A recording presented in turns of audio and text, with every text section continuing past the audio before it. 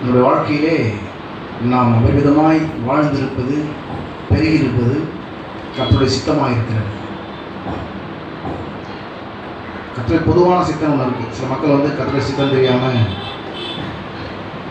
எல்லாத்துக்கும் தேவனுடைய சித்தம் தெரியணும்னு சொல்லி ஜெபிச்சுட்டு இருக்காங்க. அதாவது ஸ்பெசிஃபிக்காக தேவனுடைய சித்தம் தெரியாமல் ஜெபிக்கிற விஷயங்கள் உண்டு.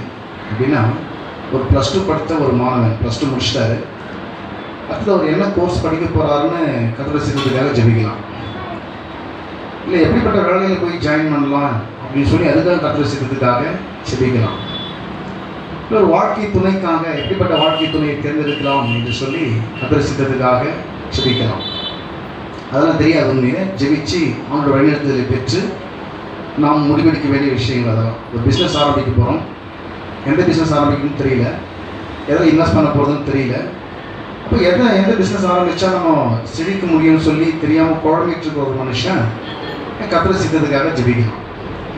அந்த விஷயத்தில் கர்த்தருடைய சித்தம் ஜெபித்து தேவனுடைய வார்த்தையை கேட்டு பெற்று அதன் அடிப்படையிலே செல்ல வேண்டிய ஒன்று. இது ஸ்பெசிஃபிக்காக தெரியாதனால நம்ம ஜெபித்து கேட்டு அறிந்து நம்ம போகிறோம் கர்த்தருடைய சித்தத்துக்கு. ஏன்னா கர்த்தருடைய சித்தம் இல்லாமல் ஒரு கம்பெனியில் போய் நீங்கள் ஜாயின் பண்ணிங்கன்னா நீங்கள் இருக்க அங்கே டெவலப்மெண்ட் ஆகவே முடியாது. அப்படியே சாதாரணமாக இருப்பீங்க. ஏன்னா கர்த்தர் அந்த சித்தம் இல்லை.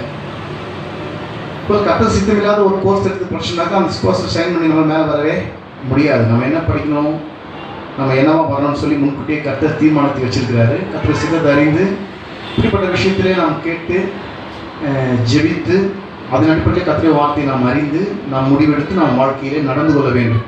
ஆவியானுடைய வழியில் நாம் சென்று நாம் அப்படி எல்லா காரியங்களும் வாழ்க்கையிலே செய்ய வேண்டும். அது ஸ்பெசிஃபிக்காக நாம் கேட்டு ஜெபித்து பெற வேண்டிய ஒன்று. ஆனால் பொதுவான தேவ சித்தம் ஒன்று இருக்குது, எல்லாருக்கும் அது தெரியும். அதுக்காக ஜெபிக்க தேவையில்லை. எதுக்காக ஜெபிக்க தேவைன்னாக்கா, ஆண்டவரே என் கணவரை ரட்சியும் ஜெபிக்க தேவையில்லை. எல்லாரும் ரட்சிக்கப்படவும் சத்தியத்தை அறிகிற அறிவை அடையவும் அவர் சித்தமுள்ளவராக. ஆண்டவரே இவர் ரட்சிக்கப்படுறது சித்தமா இல்லையா, அது டவுட்டே வேணாம், அவர் சித்தமுள்ளவராக இருக்கிறார். அது பொதுவான தேவனுடைய சித்தம்.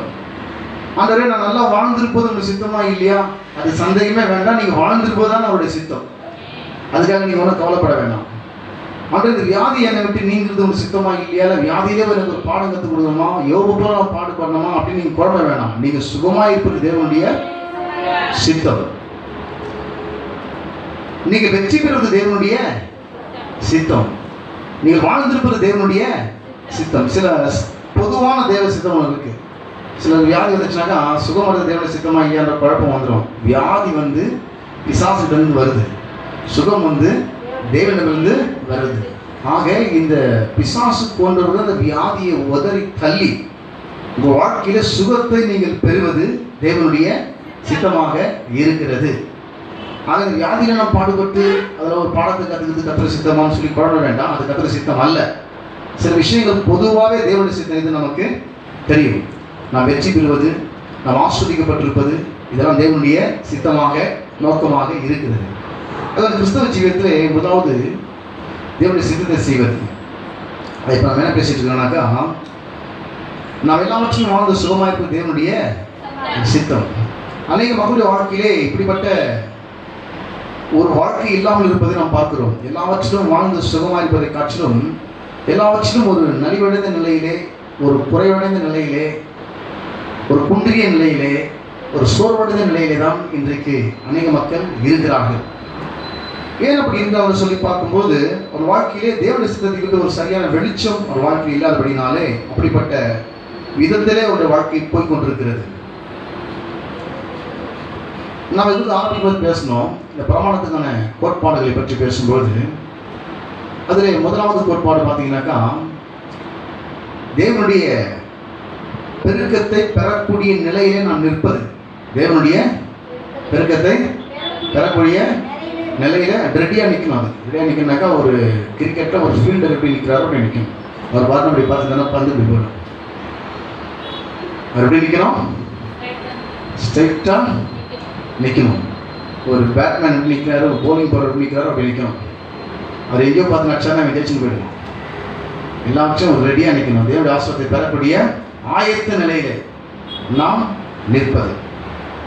எப்படி ஆயத்த நிலை இருக்குன்னு பார்த்தீங்கன்னா, அதான் முதலாவது தேவனுடைய ராஜ்யத்தையும் அவரோட நீதியும்.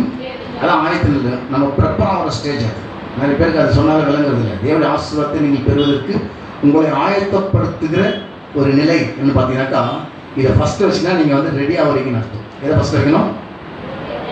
தேவ ராஜ்யத்தையும். ராஜ்யம் என்ன நமக்கு தெரியும், அந்த ராஜ்யம் எப்படி வேலை செய்யுதுன்னு சொல்லி நமக்கு தெரியும்.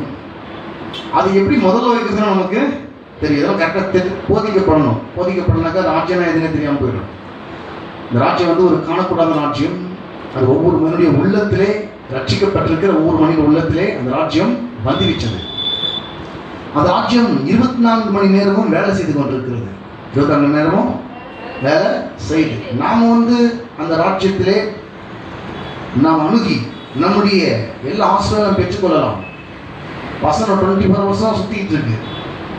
கண்ணுக்கு தெரியாத, கண்களுக்கு புலப்படாத விதத்திலே ஒரு அலைவரிசை சுத்தி கொண்டிருப்பது போல வசனம் பூமி முழுக்கமாக ஒரு வானம் துவங்கி இன்னொரு வானம் வரைக்கும் தேவனுடைய வசனம் சுற்றி கொண்டிருக்கிறது. பூச்சக்கரத்து கடைசி வரைக்கும் தேவனுடைய வசனம் சுற்றி கொண்டிருக்கிறது. கண்ணால் பார்க்க முடியல, ஆனால் அது உண்மையாகவே சுழன்று கொண்டிருக்கிறது. எதற்காகனா நமக்காக தேவன் அதை அப்படி வைத்திருக்கிறார். அது அப்படிதான் இருக்குது. ஆக நாம் நம்முடைய வாழ்க்கையிலே இந்த வார்த்தை எடுத்து நாம் பயன்படுத்துறது கவனமாக இருக்கணும். ஏன்னா இந்த ராஜ்யம் முழுக்க முழுக்க வசனத்தினால தான் வேலை செய்யும். தேவதூதர்கள் வேலை செய்யறாங்க. எப்படி வேலை செய்யறாங்க? கர்த்தருடைய வார்த்தையை கேட்டு வசனத்தின்படி செய்கிற பலத்த சௌரியங்களாகிய அவருடைய தூதர்களை அவர் என்ன பண்ணுங்க? ஸ்தோத்திரியுங்கள். சரி, இந்த வார்த்தையை தான் நம்ம என்ன பண்றோம்? வாழ்க்கையில ஒவ்வொரு நாளும் நமக்கு வழிநடத்துறதுக்காக இந்த வார்த்தை நமக்கு தேவைப்படுது. ரட்சிக்கப்பட்ட உடனே எல்லாம் காரியமும் முடிஞ்சிச்சுன்ற மாதிரி அநேக மக்கள் நினச்சிட்டு இந்த வாரம்னா சபைக்கு வந்து உட்காந்துட்டு சொல்கிறத கேட்டுட்டு எல்லாம் கத்திர ஆரம்பிச்சுட்டு அதோட அடுத்த வாரம் வரணுன்ற மாதிரி அவங்களுடைய எண்ணங்கள்லாம் போயிடுது. அப்படி போனால் வாழ்க்கையை வச்சு வர முடியாது. சர்ச்சைக்கு எதுக்கு வரோம் தெரியுமா? வாழ்க்கையிலே எல்லா ஆசீர்வாதமும் பெறுவதற்கு நாம் கற்றுக்கொள்வதற்காக சபைக்கு வருகிறோம். தேவனுடைய வழிநடத்துதலை கற்றுக்கொள்வதற்காக சபைக்கு நாம் இங்கே வருகிறோம். ஆக இங்கே சர்ச்சையில் வந்த உடனே வசனத்தை கேட்பது ரொம்ப ரொம்ப முக்கியம். ஏன்னா அதில் தான் தேவனுடைய வழிநடத்துதல் இருக்கிறது. வசனத்தை கேட்கலாக்க வழிநடத்துல விட்டுருவோம். தேவனுடைய வழிநடத்தில் எப்படி வருது பார்த்தீங்கன்னாக்கா, தேவனுடைய வசனத்தின் மூலமாக வருது. வழிநடத்தல் எப்படி கிடைக்குது? வார்த்தை மூலமாக கிடைக்குது. வார்த்தை வந்தவொடனே உள்ளத்துல என்ன வந்ததுனாக்கா விசுவாசம் வந்துடுது. விசுவாசம் வந்தவொடனே இப்போ அடுத்த கட்ட ஒரு சோதனை ஒன்று வருது. என்ன பண்ண தெரியுமா? ஃபர்ஸ்ட் சோதனை வந்து வசனத்தை கவனிக்க விடாமல் பண்ணுறது. வசனத்தை கவனிக்க விடாமல் பண்ணுறது. சில நேரத்தில் ரொம்ப சிறுசுன்னு இருக்கும். சில நேரத்தில் நான் ஏன்னாக்கா அந்த பிள்ளைங்கள் நோண்டி நின்று தான் எனக்கு பிடிக்காது. ஏன்னாக்கா பிரசவம் நேரத்தில் கத்தி சத்தம் கூட போட்டு நாட்கள்லாம் உண்டு சபையில். ஏன்னா நீங்களும் கவனிக்காமல் மற்றவங்களும் கவனிக்க விடாமல் அந்த பிள்ளை வீட்டுக்கு போய் கொஞ்சம் இங்கே கொஞ்சம் வேண்டாம், இங்கே வசந்த கவனிங்கன்னு சொன்ன நேரங்கள்லாம் உண்டு. ஏன்னா சில நேரம் பிசாசோடு கிரியை செஞ்சு என்ன பண்ணுவோம்? வசனத்தை கவனிக்க விடாமல் பண்ணிவிடுவோம். அதாவது ஒரு ராஜ்யத்தின் வசனத்தை கேட்டும் அவர் உணராது இருக்கும்போது, அப்படின்னாக்கா புரிந்து கொள்ளாமல் இருக்கும்போது, அதை சரியாக அண்டர்ஸ்டாண்ட் பண்ண முடியாது. கவனித்து அதனுடைய அர்த்தத்தை புரிந்து கொள்ளாமல் போகும்போது சும்மா கேட்டுக்கிட்டு இருக்கிற தவிர நமக்கு விளங்காது. அப்போது என்ன பண்ணனா, பொல்லாங்கன் வந்து அந்த வசனத்தை எடுத்துகிட்டு போயிடுறான். அவர்கள் வழியருகே விதைக்கப்பட்டவர்கள். சரி, இப்போ இரண்டாவது விதமான ஒரு சோதனை. என்ன சோதனை பார்த்தீங்கன்னாக்கா, வசனத்தை கவனித்து கேட்டோம், இப்போ நமக்கு புரிஞ்சிருச்சு. ஆனால் புரிஞ்ச ஒரு வசனம் நம்முடைய வாழ்க்கையிலே நமக்காக வேலை செய்ய முடியாதபடி வருகிற இரண்டாவது சோதனை பார்த்தீங்கன்னாக்கா, வசனத்து நிமித்தம் உபத்திரமும் துன்பமும் வந்த உடனே எதனால வருது? வசனத்தை கேட்டதுனால வந்து. வசனத்தை கேட்ட உடனே எல்லாம் சரியாட நினைக்காதீங்க. வசனத்தை கேட்ட உடனே ஒரு டெஸ்ட் இருக்கு, ஒரு போராட்டம் ஒன்று இருக்குது. அந்த டெஸ்ட் என்ன பண்ணணும்? இப்போ நம்ம பாஸ் பண்ணணும். பாஸ் பண்ணலன்னா பரவாயில்ல, திரும்ப படிச்சு பாஸ் பண்ணிக்கலாம். எத்தனை அட்டம் வேணாலும் அடிக்கலாம், ஒன்றும் பிரச்சனையே கிடையாது. ஒரு முறை ஃபெயில் ஆகிட்டுனா கதையை முடிஞ்சிச்சுன்னு அர்த்தம் கிடையாது. திரும்ப நீங்கள் ட்ரை பண்ணி திரும்ப வசனம் கேட்டு திரும்ப என்ன பண்ணலாம்? ரெண்டாவது முறை ஐயோ ஒரு முறை போயிடுச்சுன்னு யாரும் ஃபீல் பண்ண வேண்டாம். திரும்ப வசனத்தை கேட்கலாம். திரும்ப விசுவாசத்தை என்ன பண்ணலாம்? இன்க்ரீஸ் பண்ணலாம்.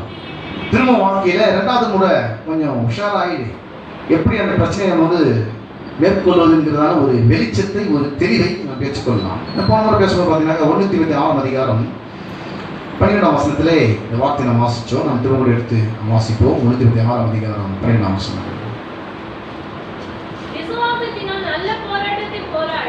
விசுவாசத்தினால் நல்ல போராட்டத்தை போராடு, நித்திய ஜீவனை பற்றிக்கொள், அதற்காகவே நீ அழைக்கப்பட்டாய், அநேக சாட்சிகளுக்கு முன்பாக நல்ல அறிக்கை பண்ணினவனாயும் இருக்கிறாய். இப்போ இங்க நல்ல போராட்டம், நல்ல அறிக்கை தான் இங்க திறவுகோல் வார்த்தையே. நல்ல போராட்டம், நல்ல அறிக்கை. இந்த போராட்டத்தை இது எதற்கான போராட்டம் பார்த்தீங்கன்னாக்கா, ஒரு நிலையில இருக்கிறனா வாழ்க்கையின் அடுத்த கட்ட உயர்ந்த நிலைக்கு போவதற்கு வசனம் நமக்கு வந்துவிட்டது. எதன் மூலமான பிரசங்கத்தை கேட்டோம். விசுவாசம் கேள்வியால் வரும், கேள்வி தேவனுடைய வசனத்தினாலே வரும். நாம் கேட்டதுக்கு அப்படி ஏர்மாறான சூழ்நிலைகள்லாம் சந்திக்கும் பொழுது நமக்கு ஒரு சந்தேகம் வர ஆரம்பிக்குது. என்ன வர ஆரம்பிக்குது? சந்தேகம் வர. இப்போ நம்ம வாய் எந்த பக்கம் இருக்கிறது ரொம்ப முக்கியம். நம்ம வாயிலிருந்து ஒரு வார்த்தை ரொம்ப கவனமா இருக்கணும். வசனத்தை கேட்டு வசனத்துக்கு ஏற்ற மாதிரி பேசும்பொழுது நீங்கள் வசனத்தை ஆதாரமாய் வைத்து பேசினீர்கள். சூழ்நிலை உங்களுக்கு எதிராக இருந்துச்சு, வசனத்தை ஆதாரமாக வைத்து நீங்கள் பேசினீர்கள். இப்போ சூழ்நிலை அதுக்கு எதிராக வந்த உடனே, சூழ்நிலை அழுத்தம் கொஞ்சம் அதிகமான உடனே, அந்த சூழ்நிலை உங்களை மூழ்கடித்து விடுமாங்கிற பயமும் கலக்கமும் அதிகமான உடனே, இந்த காற்று பலமாக இருக்கிறதை கண்டு இந்த பேதுரு அமிழ்ந்து போகிற அந்த நிலை நம்முடைய வாழ்க்கையே அப்படிப்பட்ட நிலைக்கு நான் வரும்பொழுது, ஏதோ வசனத்தை கேட்டு இதை முடிச்சுடுவான்னு நினைச்சேன். கர்த்தர் கொஞ்ச நாள் பஸ்ஸில் அது விசுவாச அறிக்கையெல்லாம் பண்ணின்னு இருந்தேன். அது நடக்கும்னு சொல்லி நான் அப்படி நம்பின்னு இருந்தேன். ஆனால் இப்போ அது நடக்கிற மாதிரி எனக்கு தெரியல. இப்போ வேற ஒரு விதத்தில் இந்த பிரச்சனை போய் ஹேண்டில் பண்ண வேண்டியது இருக்குது போது எனக்கு அப்படின்ற ஒரு நிலைக்கு என்ன பண்ணிடுவோம், அதோட தீர்மானத்தை அப்படிப்பட்ட கற்பனைகளை கொண்டு வந்துடுவோம். யார் கொண்டு வருது? அதாவது இந்த வசனத்தை நீங்கள் கேட்டிருக்கிறீங்க, ஆனால் உங்கள் வாழ்க்கைக்கு அது உதவு போகிறது இல்லைன்ற, அதாவது இந்த பழைய மக்கள் என்ன பண்ணாங்க, கேட்டவர்கள் விசுவாசம் இல்லாமல் கேட்டபடினாலே அவர்கள் கேட்ட வசனம் அவர்களுக்கு பிரயோஜனப்படவில்லை அப்படின்னு பார்த்தோம். எவ்வளோ 4ஆம் அதிகாரத்தில். வேணா இன்னொரு வாரத்தை வாசிப்போம். போன வாரம் வாசித்த வசனம் தான்.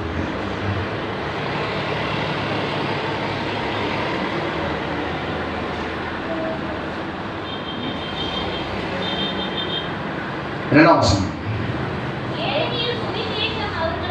சுவிசேஷம் அவர்களுக்கு அறிவிக்கப்பட்டது போல நமக்கும் அறிவிக்கப்பட்டது. கேட்டவர்கள் விசுவாசம் இல்லாமல் கேட்டபடினாலே அவர்கள் கேட்ட வசனம் அவர்களுக்கு, இவங்க எதை கேட்டாங்கன்னா பாலும் தேனும் உடல் காலந்தஸ்தை சுதந்திரிப்பா என்ற வசனத்தை கேட்டார்கள் மோசையின் மூலமாக. கேட்டவங்க அவ்வளோ நேரம் கரெக்டாக வந்துட்டாங்க. இப்போ இன்னும் கொஞ்ச நேரம் அதை சுதந்திரிக்க போகிறோம்.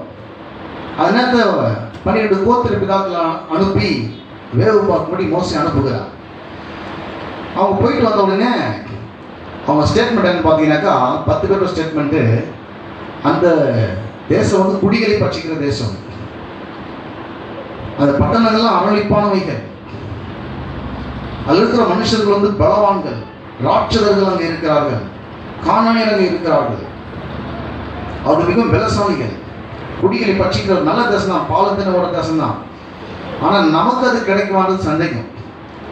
ஏன்னா அவங்க பார்வைக்கு நம்ம எப்படி இருக்கிறோம்னா வெட்டி கிளிகளை போல இருக்கிறோம், எங்கள் பார்வைக்கு நாங்கள் அப்படி தான் இருக்கிறோன்ற அந்த வசனத்தோடு கூட சூழ்நிலையை சேர்த்து பேசினாங்க. என்ன பேசினாங்க? வசனத்தோடு கூட வசனத்தை கேட்டாங்க. ஏன் அவங்களுக்கு யூஸ் ஆகலன்னு பார்த்தீங்கன்னாக்கா, அந்த சூழ்நிலைன்னு வரும்பொழுது அந்த வசனத்தை விட்டுட்டு அந்த சூழ்நிலையை அவர்கள் பேச ஆரம்பித்தார்கள். அப்படி பேசுறதுனால யாருமே போல. சூழ்நிலையை பேசாமல் நாம் அது எளிதாக ஜெயித்துக் கொள்ளலாம், கர்த்தர் வாக்குத்தத்தம் பண்ணியிருக்கிறார் அப்படின்னு 2 பேர் பேசினாங்க. காலேப்பும் யோசுவாவும் பேசினாங்க. 2 பேர் வசனம் என்ன சொல்லுதோ அதையே அவங்க பேசுனதுனால அவங்க 2 பேர் போனாங்க தலைமுறையில. மீதி பேர் ஏன் போறாங்க? அவங்கள பற்றி சொன்னார். ஏனெனில் சுவிசேஷம் அவர்களுக்கு அறிவிக்கப்பட்டது வரை. அந்த இதுக்கு முன்னாடி அதிகாரம் பார்த்தீங்கன்னா ஃபுல்லாக அவங்கள பற்றி தான் வரும் எல்லாமே. அதோட பேக்ரவுண்டில் தான் நம்ம இதை படிக்கிறோம் ஃபுல்லாகவே. எல்லாத்தையும் வாசிக்க டைம் இல்லை. இது ஒரு சில வசனங்கள் வர வாசிக்க வாங்க.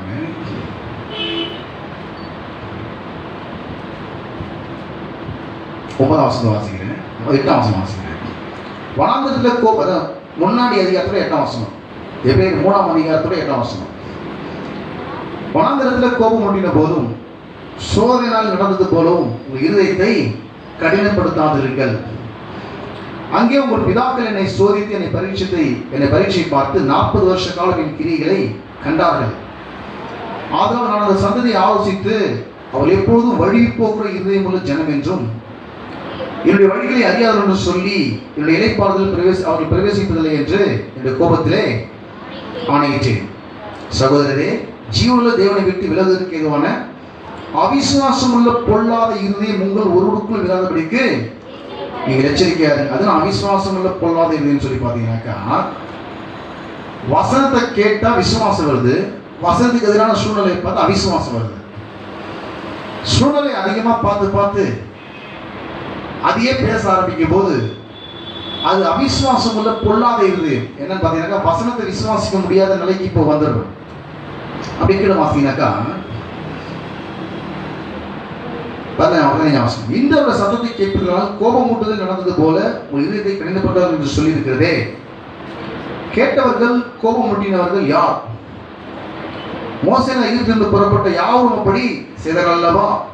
அப்ப யார் பத்தி பேச? இதுல இந்த பின்னணியில் தான் இந்த 4ஆம் அதிகாரம் ஸ்டார்ட் ஆகுது. இதை படிக்கும் போது 3ஆம் அதிகாரத்துடைய பேக்ரவுண்ட்ல இருந்து இந்த வசனத்தை நம்ம படிக்கணும். அப்ப 3ஆம் அதிகாரம் எதை பத்தி பேசுதா? 40 வருஷம் இஸ்ரவேல் ஜனங்க என்ன பண்ணாங்க? வசனத்தை கேட்டாங்க. ஆனா எதை அதிகமா பேசினாங்கன்னா, வசனத்துக்கு எதிராக இருக்கிற சூழ்நிலைகளை அதிகமாக அவர்கள் பேசினார்கள். கேட்டது வசனம், ஆனா பேசுனது என்னன்னா பாத்தீங்கன்னா வசனத்துக்கு எதிராக இருக்கிற சூழ்நிலைகள். அந்த பக்கம் அவங்க இருந்தாங்க.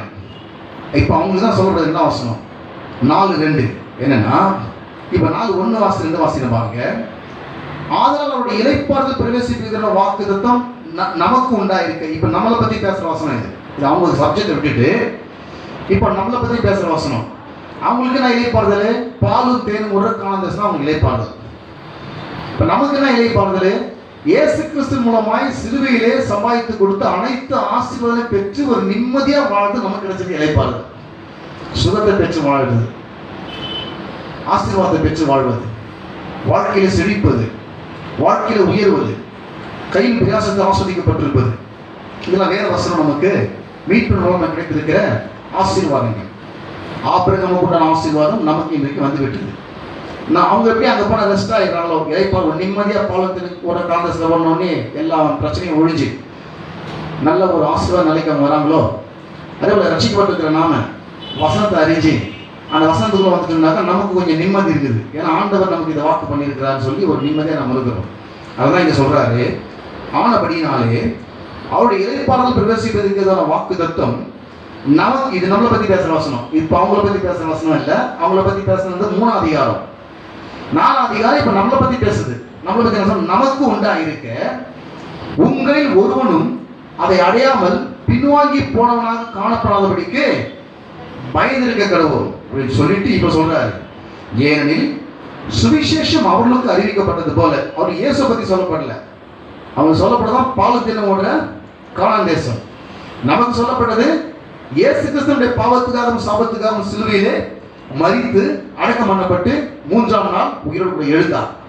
இயேசு கிறிஸ்துவை ஏற்றுக்கொண்டால் பாவமும் பாவத்தின் விளைவாகிய சாபமும் நம்முடைய வாழ்க்கையிலிருந்து நீங்கி தேவ நீதியும் தேவனுடைய அனைத்து ஆசீர்வாதம் பெற்று நித்தியத்துக்கு போவது நமக்கு கொடுக்கப்பட்ட சுவிசேஷம். இப்போ அவர்களுக்கு அறிவிக்கப்பட்டது போல நமக்கும் அறிவிக்கப்பட்டது.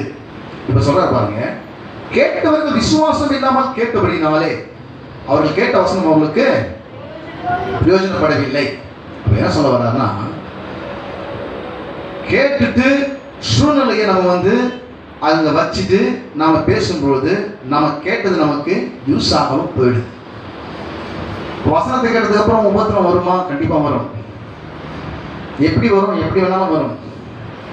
யார் மூலியமா வரும்? யார் மூலியமா வேணாலும் வரும். எங்க வரும்? எங்க வேணாலும் வரும். நீங்க வேலை செய்யற இடத்துல அந்த உபத்திரம் வரலாம், உங்க வீட்டில் அந்த உபத்திரம் வரலாம், எங்க வேணாலும் உபத்திரம் வரலாம், எதிரான சூழ்நிலைகள் வரலாம். எது வரைக்கும் வரும்? இயேசு கிறிஸ்துவின் வருகை வரைக்கும் அது இருக்கும்.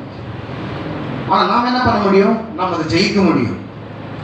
நமக்கு என்ன கொடுக்கப்பட்டதுனாக்கா இப்படிப்பட்ட ஒரு போராட்டம். இதைதான் சொல்றாரு. இப்ப வாசிச்சோம், விசுவாசத்தின் நல்ல போராட்டத்தை 1 Corinthians 6 அதிகாரம் 12 வசனத்தில் எடுங்க. வசனத்தை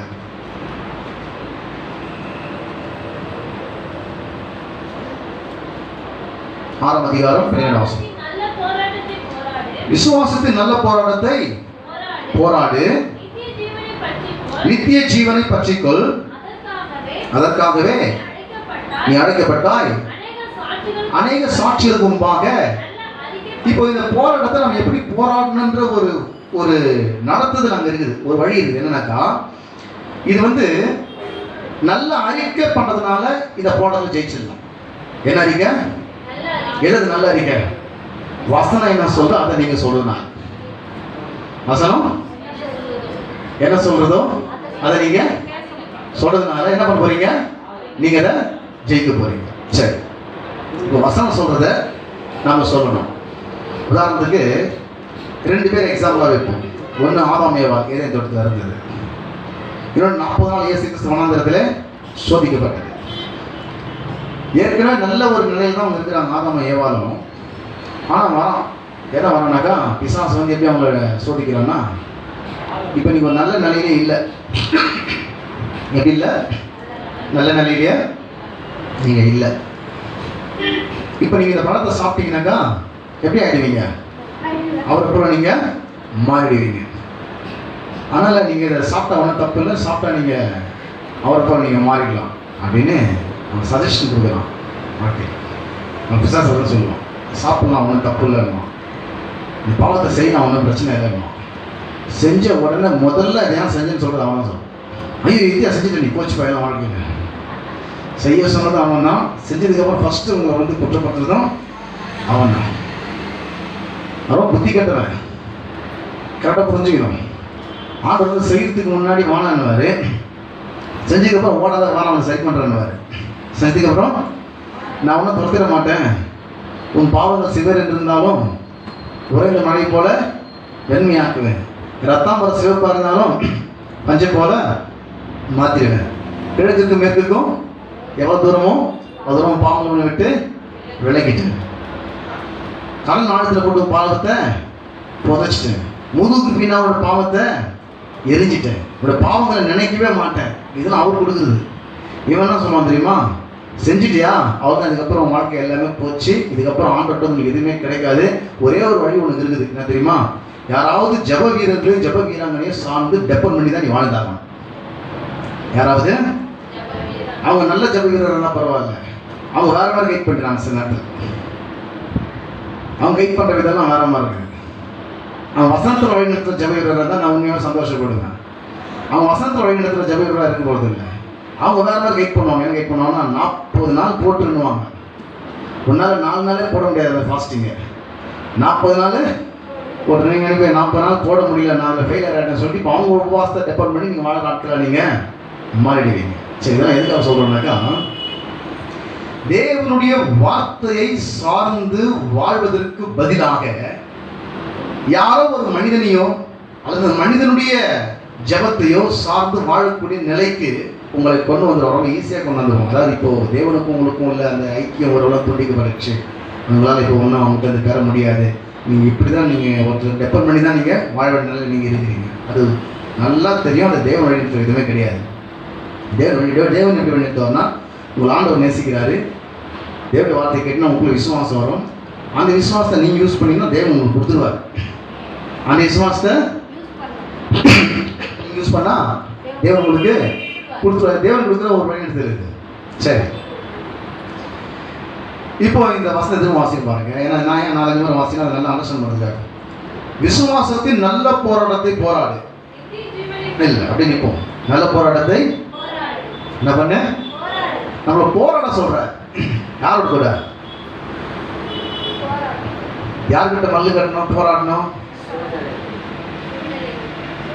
ஆனால் எப்படி போராடணும்? நமக்கு எதிராக வர எல்லா ஆட்களையும் அடிச்சு நொறுக்கிடலாமா, உதச்சிடலாமா, இல்லை எல்லா பிரச்சனையும் இது பண்ணிடலாமா? எப்படி தான் போராடுறது வாழ்க்கையில்? இல்லை நிறைய பேர் போராடணும் அப்படியே நான் போராடுறதா? எப்படி போராடுறது? அதுக்கு இன்னொரு வசனம் வாசிக்கிறேன் பாருங்க.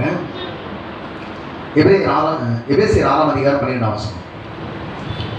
எபேசியர் 6:12.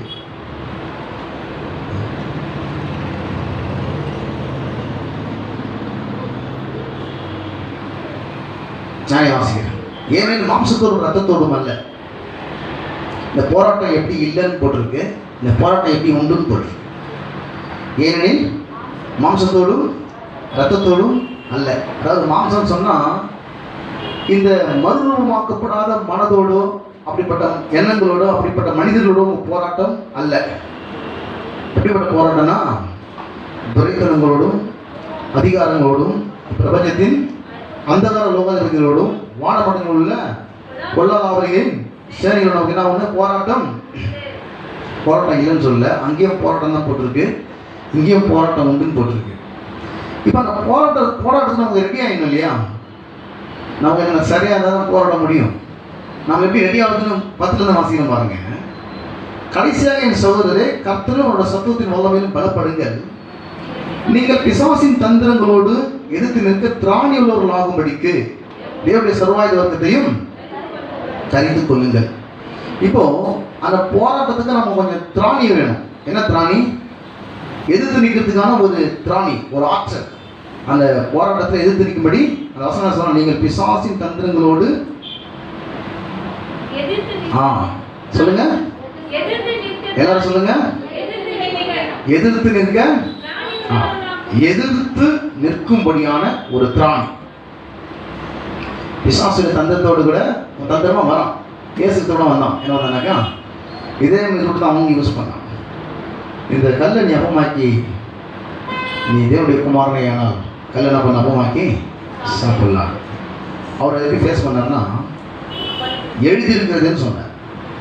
மனுஷன் நம்பத்தால மாத்திரமல்ல தேவனுடைய வாயிலிருந்து புறப்படுகிற ஒரு வார்த்தை பிழைப்பான் என்று. ஓ, நீ அப்படி வரியா? சரி, அந்த ரூட்லேயே வரேன்ட்டான்.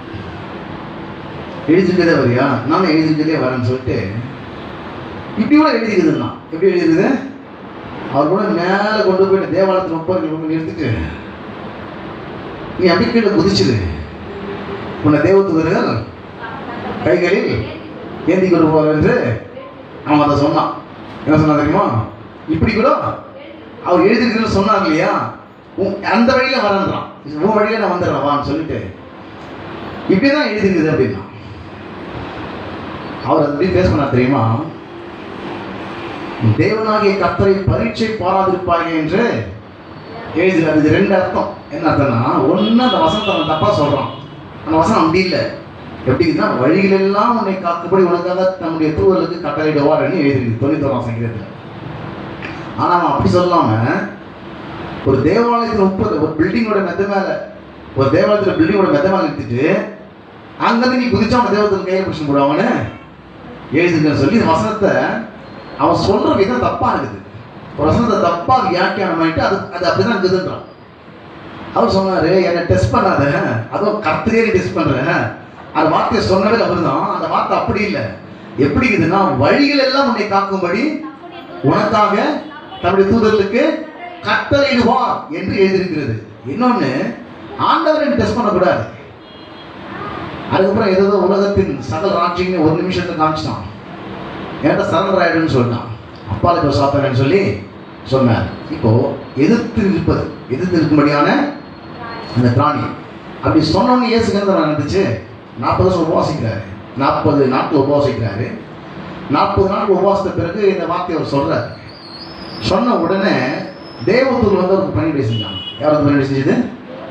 எப்போ தேவதூதர் வந்து பணிவிடை செய்யணும் தெரியுமா? எப்போ நீங்க வசனத்தின் பக்கம் நிற்கிறீங்களோ, எப்போ நீங்க வசனம் பக்கம் நின்று அவனை ஃபேஸ் பண்றீங்களோ, அதுக்கப்புறம் இவங்க தான் உங்களுக்கு கூட்டாளியில் சேர்ந்துருவாங்க. வா, நாங்களாம் அதுக்கு தான் இருக்கிறோம், நாங்கள் வசனத்தை கேட்டு அதுபடி செய்கிற ஆட்கள் தான். இப்போ வசந்த பக்கம் நீங்கள் வாட்டி உங்க கூட நாங்கள் இப்போ என்ன பண்ணிடுறோம், சப்போர்ட்டாக வந்துடுறோம். நாங்களாம் உங்களுக்கு எல்லாம் இருக்கிறோம், நீ கவலைப்படாத. ஒரே ஒரு தேவதூதர் 1,20,000 பேரை அசிரியன் பாலத்தில் இறங்கி வெட்டி வீழ்த்தின தேவதூதர்கள். மல்லு கட்டார் லோத்து, என்ன பண்ணுறது தெரியாமல் லோத்து இழுத்து உள்ள தண்டு கண்மைக்கு உண்டாக பண்ணி எல்லாருக்கும் கண்ணு தெரியாம ஆக்குனாங்க தேவதூதர். லோத்து நாட்களில் வந்து அவங்களுக்கு வெளியே அனுப்புறாங்க. 2 பேர் வந்தாங்களே எங்கன்னு. லோத்து மல்லு கட்டாரு, என் கன்னி பெண்கள் இருக்கிறாங்க, அவங்க நாட்டில் என்ன பண்ணி இவங்க என் நிழலுக்கு வந்து ஒன்றும் பண்ணாதுன்னு நீ அவன்கிட்ட கெஞ்சிட்டு இருக்கிறீங்களா? நீ லோத்தை நிறுத்தி உள்ள தள்ளிட்டு அவங்களுக்கு கண்மைக்கு உண்டாகும்படி செஞ்சு எல்லாம் கண்ணு தெரியாத குருடர் ஆகி தடவி தடவி தடவி நடந்து போனாங்க. அவ்வளோ பலசாலிகள் அவங்க. உடனே தேவதூதருக்கு பணிவிடை செஞ்சுட்டாங்க. யாருக்கு? இயேசுக்கு.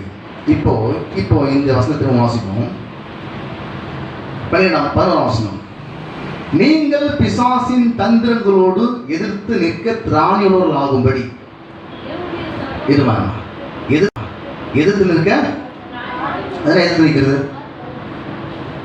எதிர்த்து நிற்கிறது தான் என்னது? அதுதான் அந்த போராட்டம். அப்படிதான் ஃபேஸ் பண்ணணும். எப்படி போராடணும்? எதிர்த்து நிற்கணும். பிசாசுக்கு எதிர்த்து நில்லுங்கள். அப்போது அவன் உங்களை விட்டு என்ன பண்ணுவான்? உங்க கூட வந்துடுவான், ஓடி போவான். உங்களை விட்டு என்ன பண்ணுவான்? ஓடி போவான். இப்போ எதிர்த்து நிற்கணும். எப்படி எதிர்த்து நிற்கிறது? எதிர்த்து நிற்கிறது தான் போராட்டமே. போராட்டம் வேற ஒன்று பேச சொல்ல. எதுக்கு தெரியாதா உங்களுக்கு? உங்களுக்கு தெரிஞ்ச விஷயம் தானே அது.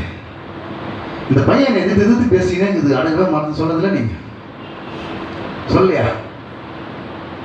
சொல்றதில்ல. என்ன பண்ணுது? எல்லாத்துக்கும் எதிர்த்து பேசினே இருக்குது. அப்பன்னா உங்களுக்கு எதிராக அவன் கட்டாயத்தில் வர அவன் பையன் இல்லை. என்ன பண்றான்னாக்கா, நீங்க சொல்ற வார்த்தைக்கு எதிராக அவன் பேசுறான். நீங்க சொல்ற வார்த்தைக்கு என்ன பண்றான்? எதிராக. அதான் எதிர்த்து நிற்கிறது. எப்போ பார்த்தாலும் எதிர்த்து நிற்கிறான். எனக்கு கீழ்ப்படியவே மாட்டான். எதிர்த்து நிற்கிறதே அவனுடைய வேலையாக போச்சு. அப்போ என்ன அர்த்தம்? எதிர்த்து நிற்கிறது என்னன்னு பார்த்தீங்கன்னாக்கா, வசனம் ஒன்று சொல்லுது, வசனத்தில் நாம் இருக்கிறோம். இப்போ அந்த வசனத்துக்கு எதிரான ஒன்றை பிசாசு கொண்டு வரான். இப்போ நான் என்ன பண்ணுறேன்னா, அதோட ஈக்குவலாக பேசல. ஒரு வியாதி வந்தவனே, ஆண்டவரே உனக்கு ஸ்தோத்திரம், இதிலே நான் ஒரு பாடத்தை கற்றுக்கொண்டு என்னை இந்த வியாதி இன்னும் பண்படுத்தி பரிசுத்தமாக்கி இன்னும் ஒரு பிரியமாய் நான் வாழக்கூடிய கிருபை கொடுக்கறதுனால உங்களுக்கு ஸ்தோத்திரம் நான் சொல்லிட்டுனா, நான் எதிர்த்து நிற்கல, அதோடு சரண்டர் ஆகிட்டேன்னு அர்த்தம். என்ன ஆகிட்டோம்? அந்த வியாதிக்கு நான் சரண்டர் ஆகிட்டேன். பிசாசு அப்படிதான் தெரியுது. ஆண்டவரே உங்களுக்கு ஸ்தோத்திரம், வியாதி வந்ததுக்காக உங்களுக்கு ஸ்தோத்திரம், ஏதோ ஒரு நோக்கத்துக்காக தான் வியாதி அழைச்சிருக்கிறீங்க. ஆகவே இந்த வியாதி எனக்கு ஒரு பாடத்தை கற்றுக் கொடுத்து நான் உபத்திரப்பட்டது எனக்கு நல்லது, அதனால இந்த வியாதினால நான் ஒரு பாடத்தை கற்று உமக்கு பிரியமாய் நான் வாழப்படுவதா ஸ்தோத்திரம் சொன்னா, இப்ப எதிர்த்து நிற்கல. இப்ப அதில் ஒத்து போயிட்டேன். நான் எதிர்த்து என்ன தெரியுமா? இயேசுவின் தழும்புகளால் நான் சுகமாய் இருக்கிறேன். என் சரீரத்திலே காணப்படுகிற எல்லா நோய் கிருமிகளும் வியாதி கிருமிகளும் வைரஸ்களும் இயேசு கிறிஸ்துவின் நாமத்தினால கடிந்து கொள்கிறேன். பிசாசே, உடைய வியாதி எடுத்துக்கொண்டு ஓடு என்று இயேசுவின் நாமத்தில் கட்டளையிடுகிறேன். என்னுடைய சரீரம் ஆண்டவராக இயேசுவின் ரத்தத்தால் கழுவப்பட்ட சரீரம், ஆண்டவராக இயேசுவின் ரத்தத்தால் சுத்திகரிக்கப்பட்ட சரீரம், இயேசுவின் ரத்தத்தால் பிசாசு விலை கொடுத்து வாங்கப்பட்ட சரீரம். என் சரீரம் ஆவியானவர் வாசமுள்ள தேவனுடைய ஆலயம். இதனை தொடவோ கெடுத்துக் கொள்ளவும் அதிகாரம் இல்லை. இயேசுவின் நாமத்தை போ அப்படின்னு சொன்னா எதிர் நிற்கணும் அர்த்தம். எது நிற்குது? வசனம் அப்படிதான் சொல்லுது. அது அவங்க கொண்டு வர எல்லா சூழ்நிலைக்கும் அப்படியே ஆப்போசிட்டா பேசுறேன். என்ன பண்றேன்? இப்ப வியாதியை பத்தி பேசுறேன், தரித்திரத்தை பத்தி அப்படிதான் பேச போறேன். இருக்கு வருமானம் ஒன்றும் ஏறவே மாட்டேங்குது. இந்த சூழ்நிலை ரொம்ப மோசமாக இருக்குது. காலம் ஃபுல்லாக இந்த சம்பளத்திலே காலத்தை ஓட்டி வெறுத்து போச்சு வேலைக்கு போகிறதுக்கு. கொஞ்சம் கூட ஏற எஞ்சி போய் 1000 ரூபா தான் ஏற்றுறாங்க. கம்பெனி ஏற்ற மாட்டாங்க சில கம்பெனிகளில். அதை பார்த்து ரொம்ப வெறுப்பாகி எது சம்பளம் ஏற்பான்னு சொல்லிட்டு ஆசாசியாக போய் ஜனங்களை வேலை செஞ்சா அவங்க 2-3 வருஷம் வேலை செஞ்சு எதிர்பார்ப்பு போடுறாங்க. 1000 ரூபா போடுறான் இன்க்ரிமெண்ட். அதை வச்சுட்டு என்ன வாழ முடியும்? ஒன்றும் வாழவே முடியாது. இப்போ ஒன்றும் புரிய மாட்டேங்குது. அவள் என்ன பண்ணாக்கா, எதிர்த்து நிற்கணும். முதலாளிகிட்ட இல்லை. எப்படி எதிர்த்து நிற்கிறேன்னாக்கா, யூனியன் ஆரம்பிச்சு எதிர்த்து நிற்கிறது கிடையாது. இது வேற மாதிரி எதிர்த்து நிற்கிறது. எப்படி எதிர்த்து நிற்கிறனாக்கா, நான் இப்பொழுது வாங்குகிற சம்பளத்தை காட்டிலும் 1000 மடங்கு அதிகமாகும்படி என் தேவனாகிய கர்த்தர் எனக்கு சொல்லியபடியே என்னை ஆசீர்வதிப்பார் அப்படின்னு நீங்கள் சொல்லினீங்கன்னா உங்கள் மனதில் அந்த எண்ணத்தை கொண்டு வரலாம். வாழ்க்கை அவ்வளோதான் முடிஞ்சு போச்சு, இவ்வளோதான் உங்கள் சம்பளம், இதில் தான் வாழ்க்கையை ஓட்டணும், இப்படி தான் என்ன பண்ணணும், ஒரு சிக்கனமாக வாழ்ந்தாகணும். நீ நினச்ச மாதிரிலாம் இப்போ வாழ முடியாதுன்ற எண்ணத்தை கொண்டு வரணும்னு வச்சுங்க. நீங்கள் என்ன பண்ண, எதிர்த்து நிற்கணும். தேவனுடைய வார்த்தையை நீங்கள் பேசி உங்களுடைய கையின் பிரயாசத்துக்கு எதிராக அவன் வரும்பொழுது கையின் பிரயாசத்துக்காக வைக்கப்பட்டிருக்கிற வார்த்தையை எடுத்து நீங்கள் பேசணும். பேசும்போது என்ன பண்ணுறீங்கன்னாக்கா, நீங்கள் இப்போ அவனுக்கு ஆப்போசிட்டாக நிட்டீங்க. உங்கள் பிள்ளை எப்படி உங்களுக்கு ஆப்போசிட்டாக நீங்கள் சொல்கிறத கேட்காம எடுத்து பேசுனீங்களோ, இது உதாரணத்துக்காக சொல்கிறேன். அது பேசுறது கரெக்டுன்னு சொல்ல வரல. எதுக்காக சொல்ல வரேன்னாக்கா, அது ஒரு உதாரணம் அப்படி சொன்னால் தான் புரியும். அதுக்காக சொல்கிறோம். அதே போல் பிசாசு கொண்டு வருகிற எல்லா விதமான தந்திரங்களுக்கு என்ன பண்ணுறீங்க, எதிர்த்து நிற்கிறீங்க. அப்படி சொல்லிட்டு என்ன சொல்கிறார் பாருங்க. 11 வாசனம் 12 வாசிங்க. 11-12. நீங்கள் பிசாசின் தந்திரங்களோடு எதிர்த்து நிற்க திராணியுள்ளவர்களாகும்படிக்கு தேவனுடைய சர்வாயுத வர்க்கத்தை தரித்துக் கொள்ளுங்கள். அது வந்து எல்லாமே தேவனுடைய வார்த்தை குறிக்குது. எது குறிக்குது? நான் உங்களுக்கு எடுத்து காட்டுறேன் எப்படி தேவனுடைய வார்த்தை குறிக்குது. ஏனில் மாம்சத்தோடும் ரத்தத்தோடும் அல்ல, துரைத்தனங்களோடும் அதிகாரங்களோடும் பிரபஞ்சத்தின் அந்தகார லோகதிகளோடும் வானமல்ல பொல்லாத சேனைகளோடு நமக்கு போராட்டம். இந்த போராட்டம் உண்டுன்னு போட்டுக்குது. 1:6-12 போராடுன்னு போட்டுக்குது. போராட்டம் ஐயோ அதெல்லாம் எதுக்கா நம்மளுக்கு, நான் பார்த்து நல்லா ஒரு ஜபம் பண்ணி தேவசமத்தை உட்காந்துட்டு இப்படியே போகிறேன்னு அந்த என்ன அப்படி போராட்டத்தனமான ஆட்களை பற்றி அவர் சொல்லலை. நீ ஃபேஸ் பண்ணு. எதை? விசுவாசத்தின் நல்ல போராட்டம். நீ விசுவாசிக்கிறதுக்கு எதிராக சில சூழ்நிலைகளும் சில பிரச்சனைகளும் தலை தூக்கும் பொழுது இப்போ உங்களுடைய மனதை ஒரு எண்ணங்கள்லாம் உருவாகுது, கற்பனைகள்லாம் உருவாகுது. வாழ்க்கை இப்படி ஆகிடுமோ அப்படி ஆகிடுமோன்ற எண்ணங்கள்லாம், ஏன்னா சூழ்நிலையை பார்க்க அப்படி எண்ணங்கள்லாம் உருவாகுது. அப்படி தான் உருவாச்சாங்க. யாருக்கு? ஐயோ ராட்சதன் வீட்டுவானோ, அவர் தான் சொன்னார் பாலம் தேர்வு இவ்வளோ நாள் வந்துட்டு கிட்ட. இப்போ அவனை பார்த்தா பயமா இருக்கு எனக்கு. ஏன்னா எப்படி இருக்கிறான்? ராட்சதனாக இருக்கிறான். அங்கே ஏத்தியர் எபியூசியர் பொல்லாத 7 ஜாதிகள் அங்கே இருக்கிறாங்க. அது குடிகளை பட்சிக்கிற தேசம். அது அவங்க ஒரே அடியாச்சாலும் விழுந்துருவேன் நான். ஏன்னா என் பார்வை நான் வெட்டிக்கிளி மாதிரி, அவங்க பார்வை வெட்டிக்கிளி மாதிரி தான் இருக்கிறேன். அவங்க அந்த வார்த்தை சொன்ன உடனே அந்த ராணுவதும் ஜனங்கள்லாம் அப்படியே அழுது நின்றுச்சான். அந்த வார்த்தையை கேட்டு மக்கள் எல்லாமே விசுவாசம் எழுந்து போயிட்டாங்க. ஏன்னா அதை ஒத்து போயிட்டாங்க அந்த சூழ்நிலைகளோடு. அதுதான் சொல்றாரு, கேட்டவர்கள் விசுவாசம் இல்லாமல் கேட்டபடினாலே. அப்போ கேட்டால் விசுவாசம் போயிடாது, விசுவாசம் வரும். கேட்டதுக்கு அப்புறம் ஒரு பிரச்சனையை ஃபேஸ் பண்ணுற பாருங்க, அதை நம்ம எப்படி நடந்துக்கிறோன்றதை பொறுத்து தான் விசுவாசம் இருக்குமா போகுமான்றது முடிவு பண்ணுறது. அப்போ கேட்டதுக்கு அப்புறம் என்ன வருதுனாக்கா, வசனத்தை கேட்டோம், இப்போ என்ன பண்ணுறோம்? விசுவாசம் வரான். எப்படி வரானாக்கா, நீ இந்த வசனத்தை நீ கேட்டியான்னு சொல்லி வசனத்து நிமித்தம் உபத்திரவும் துன்பமும் உங்கள் வாழ்க்கையில் வரும் பொழுது, சரி வசனம் அப்படி சொன்னாங்க, ஆனால் வாழ்க்கை அப்படி நடக்கிற மாதிரி தெரியல, ஏதோ நடக்கட்டும் கர்த்தருடைய சித்தம் விட்டுட்டீங்கன்னாக்கா அதுதான் நடக்கும். எது நடக்கும்? அநேக மக்கள் இதில் தான் தோல்வி அடைந்து விடுகிறார்கள். ஏதோ கர்த்தர் விட்ட வழி. இப்படியே சொல்றாக்கெல்லாம் உண்டு. யார் விட்ட வழி? நீ விடுற வழிதாங்க. கர்த்தர் விட்ட வழி அது கிடையாது. அங்க ரொம்ப தெளிவா இருக்கணும். என்னவோ என் வாழ்க்கையில் நானும் அடுக்கடுக்கான பிரச்சனை என்ன பண்ணுறது தெரியல. இந்த பக்கம் திரும்பினா கடன் பிரச்சனை, இந்த பக்கம் திரும்பினா புருஷன் பிரச்சனை, இந்த பக்கம் திரும்பினா பிள்ளைங்க பிரச்சனை, இந்த பக்கம் திரும்பினா வியாதி பிரச்சனை, எங்க பிறந்தது தெரியல. வாழ்க்கையில சுத்தி அடிக்குது. ஏதோ ஆண்டவர் விட்ட வழி. நான் அப்படியே வாழ்க்கையில அப்படியே ஓட்டிட்டு இருக்கிறேன். கர்த்தர் தான் என்னை நடத்துறாரு, அவருடைய கிருபை தான் என்னை அப்படியே தாங்குது. அவரே கண்டிக்கலன்னா என் வாழ்க்கையில. இதெல்லாம் கரெக்டாக தான் சொல்றேன். ஆனா அது முன்னாடி சொன்னப்ப கர்த்தர் விட்ட வழி இது. கர்த்தர் விட்ட வழி அல்ல. கர்த்தர் விட்ட வழி தேவனுடைய வார்த்தை என்கிற வழி. இப்ப நீ ஒரு வழி அங்க உண்டாக்கணும். என்ன உண்டாக்கணும் தெரியுமா? அந்த சூழ்நிலையில தேவனுடைய வார்த்தை எடுத்து நீ பேசணும். பிள்ளைங்களாம் ஒன்னோட சமாதானம் அடிச்சு சண்டை போட்டு வீட்டில் சமாதானமே இல்லாமல் இருக்கும்போது நீங்க சொல்லணும், என்னக்கா என் பிள்ளைகள் கர்த்தரால் போதிக்கப்பட்டிருப்பார்கள், என் பிள்ளைகளுடைய சமாதானம் பெரிதாக இருக்கும். என் பிள்ளையுடைய சமாதானம் எப்படி இருக்கும்? பெரிதாக இருக்கும். பிசாசு சொன்ன, பிசாசு இது என்னுடைய கோட்டை, இந்த குடும்பம், இதுல உள்ள நாட்டுக்கு அதிகாரமே கிடையாது. என் கணவன் விட்டு ஓடி இயேசு நாமத்தில் சொன்னோம். கணவனை பார்த்து சொல்றாதீங்க, அப்புறம் வேற மாதிரி ஆயிடும். நீங்க ஓட வேண்டிய ஆயிடும். கணவனை பிடிச்சி ஆட்டி வைக்கிற பிசாசை பார்த்து சொல்லணும். யார் பார்த்து சொல்லணும்? புருஷனை பார்த்து பிசாசு சொல்றாதீங்க. அவர் பாவம் உங்களுக்கு சம்பாரிச்சு போட்டு உங்க மேல அக்கறை உள்ள ஒரு குடும்ப தலைவர் அவர். ஏதோ அவருடைய பலவீனம் பிசாசு அவரை போட்டு ஒரு வழி பண்ணி குடும்பத்தை ஒரு வழி பண்ணிட்டு இருக்கிறான போது உடனே சொல்லணும், அவர் மேலே கையெடு பிசாசு, அவர் என்னுடைய ஹஸ்பண்ட், அவர் தொடர்ந்து எடியர்ஸ் நாமத்து போ, அவர் எடுத்துறோம் அப்படின்னு சொன்னால் எதிர்த்து நிற்கிறது. எதிர்த்து இன்னொன்னே இப்போ எதிர்த்து ஒரு கெப்பாசிட்டி வேணும். என்ன வேணும்? ஒரு திராணி வேணும் இல்லையா எதிர்த்து நிற்கிறதுக்கு? எல்லாருக்கும் திராணி வந்துடாது. ஒரு வீட்டில் ஒரு 2 பிள்ளை சொன்னாங்க, ஒரு பிள்ளை எல்லாத்தையும் சரிமா தலையாட்டு போவோம். ஒரு நாள் பண்ணவே மாட்டேன்னு ஒரு பிள்ளை சொல்லுவோம். ஒரு பிள்ளை சொல்லுவோம், நீ நான் அதெல்லாம் செய்ய முடியாது போக அப்படின்னு. அதான் கெப்பாசிட்டி எழுதிக்கிறதுக்கான திராணி. இப்போ அது வசந்த வாசனை பாருங்க, 11ஆம் வசனம். நன்மணிப்போம். ஆகையால் தீங்கு நாளிலே அவைகளை நீங்கள் எதிர்க்கவும். இங்க கூட பாருங்க போடுது, அவைகள் நீங்க என்ன பண்ணோம்? எவைகளை? தீங்கு நாள். தீங்கு நாள் என்னதுமா? அதான் வசனத்துக்கு எதிராக வர நாள். தீங்கு நாள் என்ன பண்ணோம்? ஆண்டவரே நீர் என்னை பாதுகாத்துக்கொள்ளும். கரெக்டாக தான். நீ ஒன்று செஞ்சாதான் அவர் பண்ணுவார். அவர் என்ன பண்ணுவார் தெரியுமா? தீங்கு நாளில் அவர் என்னை தன்னுடைய கூடாரத்தில் மறைத்து என்னை கூடார மலையில் ஒழித்து வைத்து என்னை கண்மணியில் வைப்பார். எப்போ? இந்த தீங்கு நாளில் அவர் சொல்ற மாதிரி நான் ஃபேஸ் பண்ணா. இப்போ அவர் என்ன பண்றாரு சொல்றாரு பாருங்க. ஆகையால் தீங்கு நாளிலே அவைகளை நீங்கள் எதிர்க்கவும் சகலத்தையும் செய்து முடித்தவர்களா. தேவனுடைய சித்தத்துக்கு எதிராக வரான் பிசாசு. இதே நீங்க செஞ்சு முடிக்காத அளவுக்கு இப்போ அவனை எதிர்த்து அவனுங்க வாழ்க்கையிலேருந்து விரட்டி அடிச்சுட்டு நீங்க செய்ய வேண்டிய தேவ சித்தத்தை செஞ்சு முடிக்கணும்.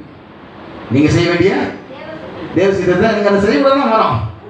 நீங்க செழிப்பது தேவனுடைய சித்தம், நீங்க சுகமாக இருப்பது தேவனுடைய சித்தம், நீங்க வெற்றி பெறுவது தேவனுடைய சித்தம், நீங்க உயர்ந்திருப்பது தேவனுடைய சித்தம், நீங்க ஊழியம் செய்வது தேவனுடைய சித்தம். இதெல்லாம் நீங்க செய்யக்கூடாதான் என்ன பண்றான்? எந்த ரூட்ல வந்து விசுவாசத்தை காலி படுத்து வரான். இப்போ நீங்க என்ன பண்ண தெரியுமா? ஆகையால் தீங்கு நாளிலே அவைகளை நீங்கள் எதிர்க்கவும். தீங்கு நாள் ஓடிடாங்க, ஓடி ஒளிஞ்சிங்கன்னு சொல்லல. போராட்டம்னு சொல்றாரு, போராட்டம் உண்டுன்னு சொல்றாரு, எதிர்த்து நிற்க திராணி வேணும்னு சொல்றாரு, எதிர்த்து நில்லுன்ற. எதிர்த்து நிற்க திராணி வேணும், எதிர்த்து நெல்லு. அப்ப எதிர்த்து சகலத்தையும் செய்து முடித்ததெல்லாம் நிற்கவும் திராணி. இங்கே பாருங்க, திராணியோட லாபம் படிக்குது. அந்த திராணி எப்படி வருதுனாக்கா, தேவனுடைய சர்வாயுத வர்க்கத்தையும் எடுத்துக் கொள்ளுங்க. இப்ப இந்த எல்லாமே நம்ம வேற வேற மாதிரி தெரியுது, ஆனா எல்லாமே வசனம் தான். தான் எடுத்து காட்டுறேன். 14ஆம் வசனத்தை வாசிப்போம். சத்தியம் என்னும் கச்சையை உங்கள் அறையிலே கட்டினவர்களாயும், சத்தியம் நல்லது, சத்தியம் பார்க்கும்போது தெரியுது எவ்வளவு வார்த்தை. இப்போ நீதி என்னும், அதுதான் நீதி. எபிரேயர் 5ஆம் அதிகாரம் 13ஆம் வசனம். இதுல நீதி நான் போயிட்டு திரும்ப வரும். 13 சத்தியம் படிக்கும்போது சத்தியம் தெரியுது, அது விளக்கம் தேவையில்லை, அதே வார்த்தை தான். நீதிமன்றம் அதை எபிரேயர் 5ஆம் அதிகாரம் 13ஆம் வசனம். 13 301வது பக்கம் புதிய ஏற்பாட்டில். பாலுங்கிறவன் குழந்தையா இருக்கிறபடினாலே நீதியின் வசனத்தில் பழக்கம் இல்லாதவனாய் இருக்கிறான். அப்ப நீதின்னு சொன்னாலே அது வசனம் தான். சத்தியனாலும் வசனம், நீதின்னு சொன்னாலும் என்னது வசனம். இப்ப பாருங்க, அடுத்த அது சர்வாயத்தை பார்ப்போம். சமாதானத்தின் சுவிசேஷத்துக்குரிய ஆயத்தம் என்னும் பாதரட்சையை, இப்போ ஆயத்தம் என்னும் பாதரட்சை, அது ஆயத்தம் என்னும் பாதரட்சை சுவிசேஷம். சுவிசேஷம் எது? மத்தேயு, மார்க்கு, லூக்கா, யோவான் 4 புஸ்தகத்தில் வர இயேசுவை பற்றி செய்தி. அந்த 4 புஸ்தகம் வசனம் இல்லையா? வசனம் தானே. அப்போ சத்தியம் என்னாலும் வசனம் தான் குறிக்குது, நீதினாலும் வசனம் தான் குறிக்குது, சுவிசேஷனாலும் வசனம் தான் குறிக்குது. இப்போ அடிக்கடி வாசனம் வாங்க. பொல்லாங்கனி மகியாஸ்திரங்களாம் மவித்து போடத்தக்கதாய் எல்லாவற்றுக்கும் மேலாக விசுவாசம் என்னும். இப்போ விசுவாசம் கிடையாது. விசுவாசம் எப்படி வருது? வசந்த கடனை வரும். விசுவாசம் கேள்வினால ஒரு கேள்வி. அப்போ சத்தியம்னால அது வார்த்தை குறிக்குது, நீதினால நீதியின் வசனத்தை குறிக்குது, சுவிசேஷம் வசனம் தான் குறிக்குது. அதுக்கப்புறம் விசுவாசம் வெறும் கேட்டதும், விசுவாசம் வசனத்தை கேட்டா வரும். விசுவாசம் கேள்வினாலே வரும், கேள்வி தேவனுடைய வசனத்தினாலே. அப்ப விசுவாசம் என்னும் கேள்வி சொன்னா வசனம் தான் குறிக்குது. அடுத்தது 17ஆம் வசனம். ரட்சணம் என்னும் தலைச்சீரா. 1 தெசலோனிக்கேயர் 5ஆம் அதிகாரம் 8ஆம் வசனம் வாசிக்கும். 1 தெசலோனிக்கேயர் 5:8. 1 தெசலோனிக்கேயர் 5ஆம் அதிகாரம் 8ஆம் வசனம்.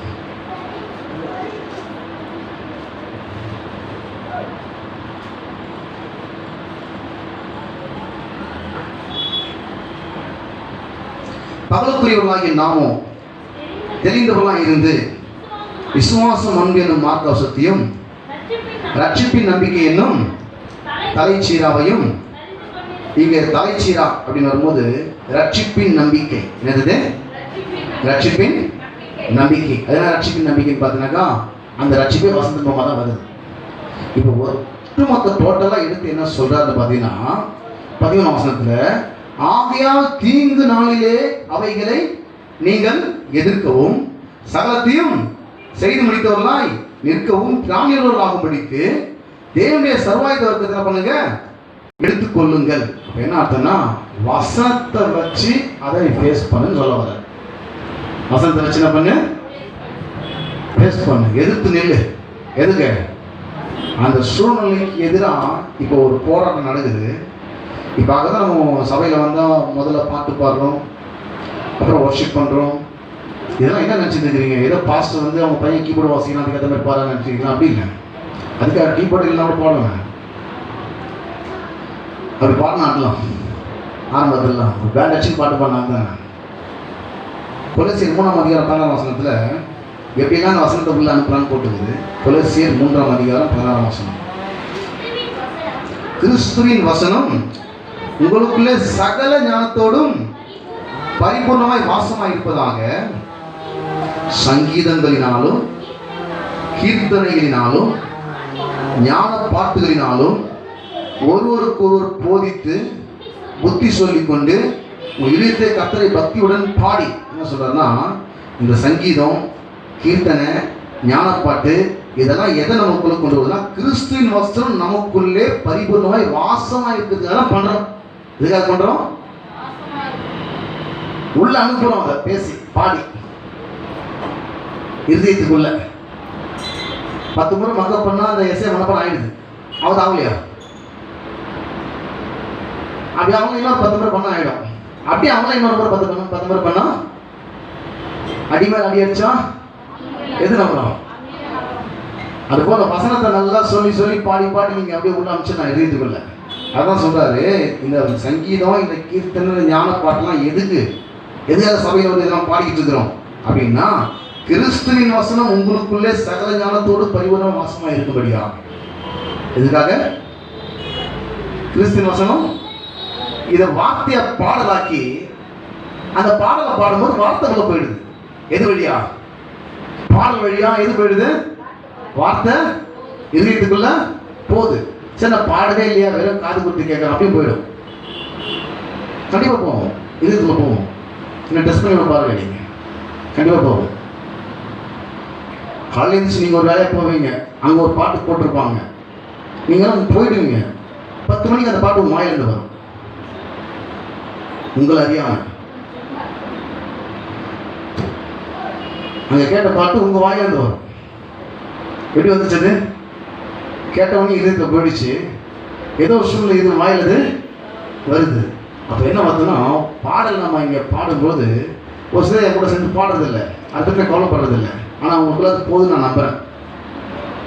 அவங்களுக்குள்ள அந்த பாடல், அதாவது வார்த்தை பாடல் வழியாக அவங்க இதயத்துக்குள்ளே போகிறது என்று நான் நம்புகிறேன். ஆனால் சங்கீதக்காரன் சொல்கிறான், என்னோட கூட சேர்ந்து கற்ற மை கொடுத்துங்க, சிறுமைப்பட்டவங்க அதை கேட்டு மகிழ்வாங்க. பாட தெரியாதவங்க கூட பரவாயில்ல, அவங்க கேட்பாங்க. அதை அவங்க பாடக்கூடிய ஆற்றல் இல்லாமல் இருக்கலாம், கேட்கக்கூடிய ஆற்றல் அவங்களுக்குள்ள இருக்குது. எது இருக்குது? கேட்கக்கூடிய ஆற்றல் அவங்களுக்குள்ளாக இருக்குது. சரி, இப்போ ஒரு வசந்த வாசத்தை நான் திரும்பவும் அடுத்த வார்த்தை நான் கண்டினியூ பண்ணுறேன். திரும்ப அந்த எப்படி இருக்கு, அந்த 126 பண்டிகை வரும். 126 அதிகாரம் 12 வசனம்.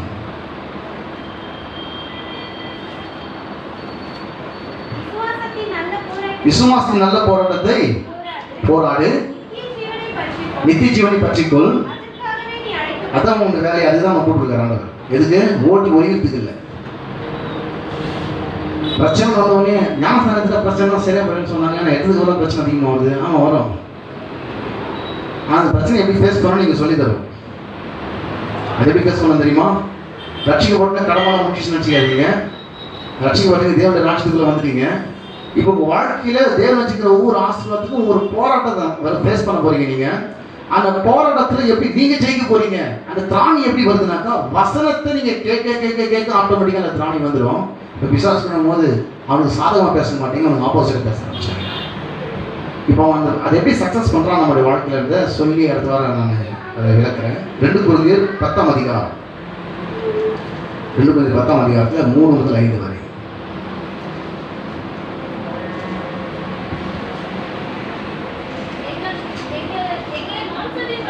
நாங்கள் மாம்சத்தில் நடக்கலாம் இருந்தும் போர் செய்கிறவர்கள் அல்ல. அது என்ன அர்த்தம்னாக்கா, நாங்கள் உலகத்தில் ஒரு மனிதர்லாம் இருக்கிறோம், ஆனால் நாங்கள் வெறும் இந்த மாம்ச எண்ணத்தோடு கூட இந்த பிரச்சனையை ஃபேஸ் பண்ண மாட்டோம் அப்படின்னு சொல்லிட்டு, எங்களுடைய போர் ஆயுதங்கள் மாம்சத்துக்கு ஏற்றவைகளாக இராமல் அரண்களை நிர்மூலமாக்குறதுக்கு தேவ பலமுள்ள அரண்கள்னா ஒரு பெரிய மதில் சுவர், கோட்டை சுவர். அது எங்க உருவாக்குறோம்னா மனதில் உருவாக்குறோம்.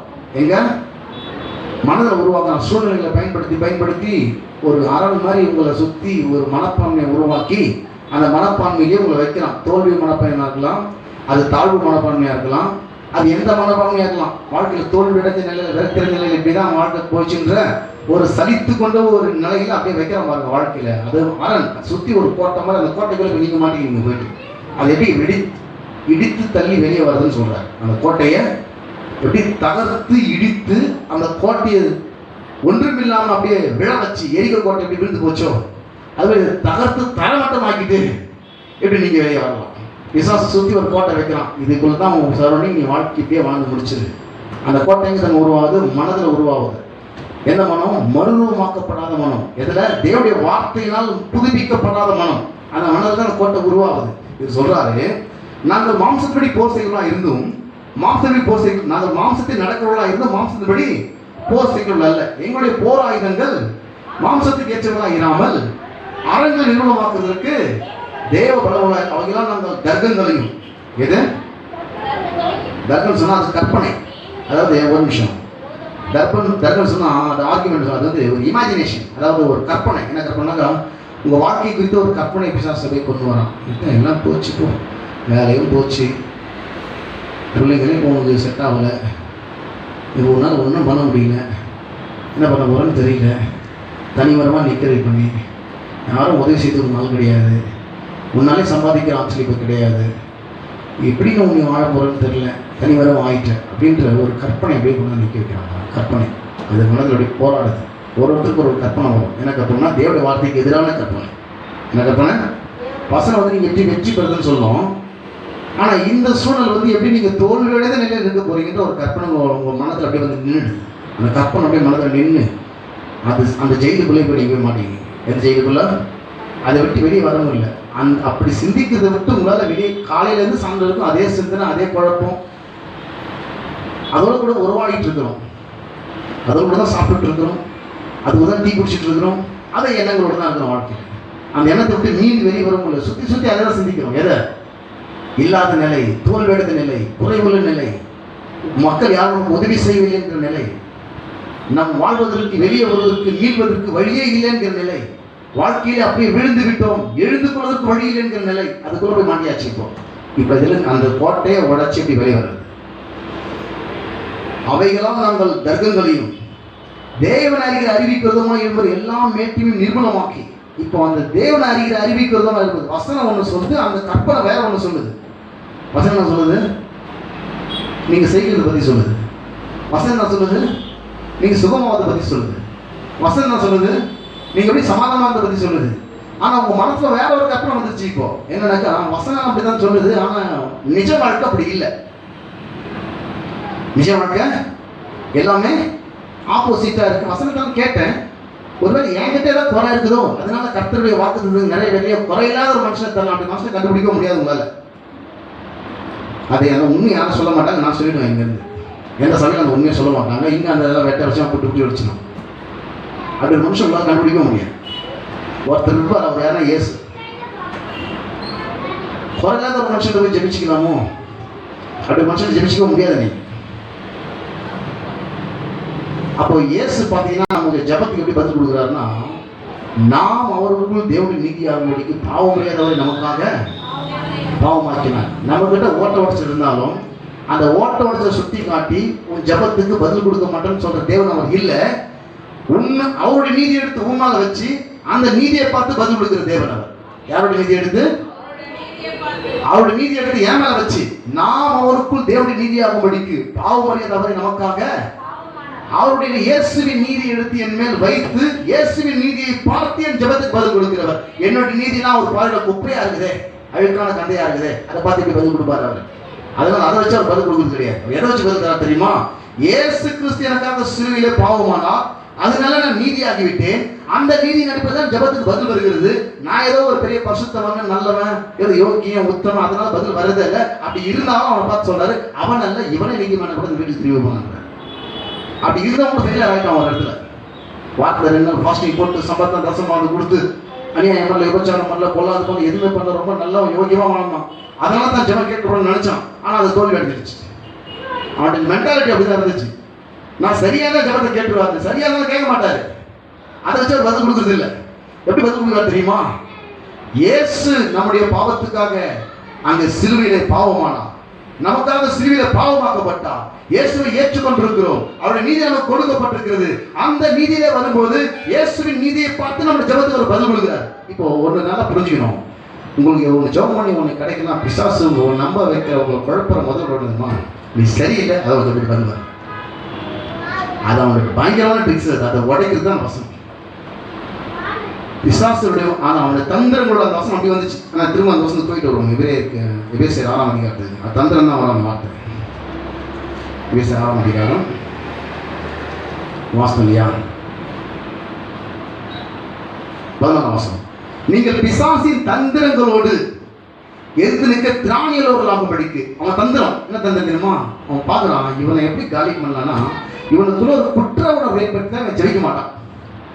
இவனுக்குள்ள ஒரு குற்ற உணர்வு ஏற்படுத்தி, ஒரு அபாத்திர உணர்வு ஏற்படுத்தி, இவன் சரியில்லை, இவன் ஜெபம் கேட்கப்படாதுன்ற ஒரு எண்ணத்தை ஏற்படுத்தினா இவன் ஜெபத்துக்கு இவனே முற்றுப்புள்ளி வச்சிருவான். இவன் ஜெபத்துக்கு இவன் ஜெபத்துக்கு இவனுக்கே விசுவாசம் இருக்காது. இவன் ஜெபத்துக்கு மேல இவனுக்கு விசுவாசம். இவன் ஜெபத்துக்கு எப்படி முற்றுப்புள்ளி வைக்கலான்னு பார்க்குறான். எப்படி முற்றுப்புள்ளி தந்திரமா வரான். அவனை போய் எதனா அவனை சிக்க வச்சு அந்த பாவத்தை அவனை செய்ய வச்சு, நீ பாவம் செஞ்சு லாக்கி எதுவும் ஜெபத்தை கதை கேட்க மாட்டேன். அவர் சொல்றாரு, நான் உன்னை கழுவி சுத்தி கேட்கிறேன். நான் உன் பாவங்கள் சிவரன் இயேசுவின் ரத்தம் சகல பாவங்களும் கழுவி நம்மை சுத்திகரிக்கும். உன்னை சரி பண்றான்றாரு. அவன் சொல்றான், நீ சரியில்லை, உன் ஜெபத்துக்கு பதில் வராது. நான் சொல்றேன், பிசாசே, நான் சரியா இருந்தாலும் ஜெபத்துக்கு பதில் வராது தெரியுமா உனக்கு? நான் சரியா இருந்தா கூட என் ஜெபத்துக்கு அட முட்டாள் பிசாசு, நான் சரியா இருந்தா கூட ஜெபத்துக்கு பதில் வராது தெரியுமா உனக்கு? இயேசுடைய நீதியை பார்த்தா என் ஜெபத்துக்கு பதில் வருது தவிர என்னுடைய நன்னடத்தை, என்னுடைய யோகியம், என்னுடைய உபவாசம், என்னுடைய ஜெபம், என் பசுத்தத்தை பார்த்து பதில் வரல. இயேசுவின் நீதியை பார்த்து இயேசுவின் நாமத்தை சொல்லி கேட்கறதுனால அவரை வச்சு என் ஜெபத்துக்கு ஒரு பதில் கொடுக்குறாரு தவிர என்னுடைய யோகியத்தை வச்சு ஒரு பதில் கொடுக்குறது கிடையாது. இப்படி சொன்னா தலை வச்சு படுக்க மாட்டான். கொஞ்சம் உஷாராக நம்ம ஜாக்கிரதையாக சொல்லி சில காலம் விளைக்கிற மாதிரி விளைக்கிறோம். அவனுடைய தந்திரங்கள் என்ன தந்திரம் தெரியுமா? எப்படி தேவனிடமிருந்து நீங்கள் பெறுவதை பெற முடியாமல் செய்வது. தேவனிடமிருந்து உங்களுக்கு வாக்கு பண்ணப்பட்டதை நீங்கள் பெற முடியாமல் உங்களை அந்த நிலையை வைக்கணும். அந்த சிறைச்சாலையில, எதுல? அந்த அரண்ல, அந்த கோட்டையில, அந்த ஜெயிலுக்குள்ளே வச்சு உங்களை அப்படியே சாகடிக்கணும். எந்த ஜெயிலுக்குள்ள? தோல்வி மனப்பான்மை, தாழ்வு மனப்பான்மை, இல்லை, கிடைக்கல, நடக்காது, முடியாது, நான் சரியில்லை, வாழ்க்கையில விரக்தி அடைஞ்ச நிலை, இப்படியே வாழ்க்கை ஓடிக்கிட்டு இருக்குது. ஆனா மாற சர்ச்சைக்கு வந்து பாட்டெல்லாம் பாடி காணிக்கலாம் போட்டு அப்படியே இப்படியே போயிட்டு இருக்கோம் லைஃப். ஆனால் மென்டாலிட்டி எப்படி இருக்குது? எது மனப்பான்மை? இப்போ அதுக்கு வரும். இந்த கொஞ்சம் 10-4 வருஷம். என்னுடைய போராயுதங்கள் மாம்சத்துக்கு சொல்லாயிராமல் அரங்கள் நிர்மூலமாக்குவதற்கு தேவ பலம். இது ஒரு அரண் நிர்மூலமாக்குது. ஏன்னா அவைகளால் நாங்கள் தர்க்கங்களையும் தேவனை அறிவிக்கிறதா எழுதுவது எல்லா மேட்டிமையும் நிர்மூலமாக்கி. இப்போ இந்த வசனம் முக்கியமான வசனம், கவனிங்க. 5 வசனம். எந்த எண்ணத்தையும், எந்த என்ன எண்ணது? நடக்காது, முடியாது, கிடைக்காதுன்ற எண்ணம், நீ சரியில்லை, நீ குற்றவாளின்ற எண்ணம், தோல்வி மனப்பான்மை எண்ணம், தாழ்வு மனப்பான்மை எண்ணம், இந்த எண்ணெல்லாம் அப்படியே உங்களை அரெஸ்ட் பண்ணுது. அவர் சொல்றாரு, இந்த எண்ணத்தை நீ அரெஸ்ட் பண்ணலன்னா அந்த எண்ணம் உன்னை அரெஸ்ட் பண்ணிடும். எந்த எண்ணத்தை? உன்னை ஒரு தகுதியற்றவனை போல உணர வைக்கிறது போற எண்ணம். தேவனை வந்து நீ பெற முடியாது என்பது போல அந்த எண்ணத்தை நீ ஹேண்டில் பண்ணி அந்த எண்ணத்தை நீ அரெஸ்ட் பண்ணலன்னா அந்த எண்ணம் உன்னை சுற்றி அரெஸ்ட் பண்ணி அதுக்குள்ள உன்னை வச்சிடும். லாஸ்ட் வரைக்கும் நீ இப்படியே உட்காந்துட்டு இருப்ப. அவன் என் ஜபத்துக்கு பதில் வராதுங்க, நான் இவ்வளோ தான் முடியாது. ஐயா கிட்ட போய் எண்ணெய் பாட்டில் வாங்கி கொடுத்தா அவர் ஜோம் பண்ணி கொடுப்பாரு. ஜோம் பண்ணி கொடுப்பான்னு அந்த சொல்றேன்.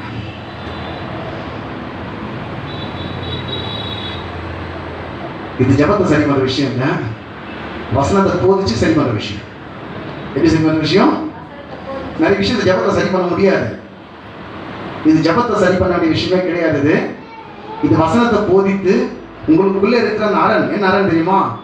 நான் ஒரு தகுதியற்றவன், என் ஜபத்துக்கு பதில் வராது, நான் யாரையும் டெபெண்ட் பண்ணி தான் வாழ வேண்டும், இதுதான் என்னுடைய நிலை, நான் தோல்வி அடைந்த தோல்வி மனப்பானின் அரணை தகத்தெறிந்து வெளியே வந்து கர்த்தரனை நேசிக்கிறான், ஜபத்துக்கு ஒரு பதில் கொடுக்கிறான்.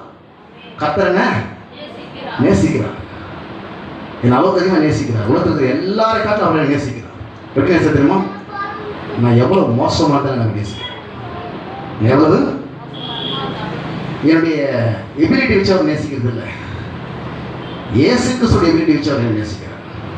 எப்படி என்ன செய்யறாரு? என்னுடைய தகுதியை வச்சு திராணி வச்சோம் அவரை நேசிக்கல. நான் ஒளியான செக்ஸ்ல இருந்தாலும் எந்த நிலையில இருந்தாலும் அவர் என்ன பண்றாரு? என்னை ஒரு வார்த்தை நீங்க சொல்லுங்க, வாழ்க்கையில பாதுகாப்பு இப்படி குழப்பங்கள்லாம் வரும்போது நல்ல தகுதியை தரமே நாளுக்கு அவங்களுக்கு ஸ்தோத்திரம். சத்தியத்தை மறிவீர்கள், சத்தியம் விடுதலாக்கு மேலே சொல்லிக்கிறேன். விசுவாசத்திலே ஒரு போராட்டம் உண்டு, ஒரு தீங்கு நாள் உண்டு. அந்த போராட்டத்தில் நாங்கள் எப்படி அந்த போராட்டத்தை கையாள வேண்டும், அந்த போராட்டத்திலே நாங்கள் எப்படி நிற்க வேண்டும், எதிர்த்து நிற்க வேண்டும், யாரை எதிர்த்து நிற்க வேண்டும், பிசாசை எதிர்த்து நிற்க வேண்டும், எப்படி எதிர்த்து நிற்க வேண்டும், வசனத்தை பேசி எதிர்த்து நிற்க வேண்டும். எப்படி அந்த மனப்பான்மைகளை, அந்த கற்பனைகளை, மனதில் உருவாக்குற தோல்வி மனப்பான்மைகளை, தாழ்வு மனப்பான்மைகளை, முடியாது, நடக்காது, கிடைக்காது என்கிற மனப்பான்மைகளை, இல்லாமல் என்கிற மனப்பான்மைகளை, குறைவுபடுகிற மனப்பான்மையை எப்படி உடை தெரிவதை குறித்து இன்னும் அதிகமாக நாங்கள் கற்றுக்கொள்ள, அறிந்து கொள்ள, நாங்கள் ஜெயம் எடுக்க ஒரு விஷயம். பிதாவாகிய தேவனுடைய கிருபை, ஆண்டவராகிய இயேசு கிறிஸ்துவின் அன்பும், பரிசுத்த ஆவியின் ஐக்கியமும் இன்றைக்கும் என்றைக்கும் எப்போதும் நம் அனைவரோடு இருப்பதாக. ஆமென்.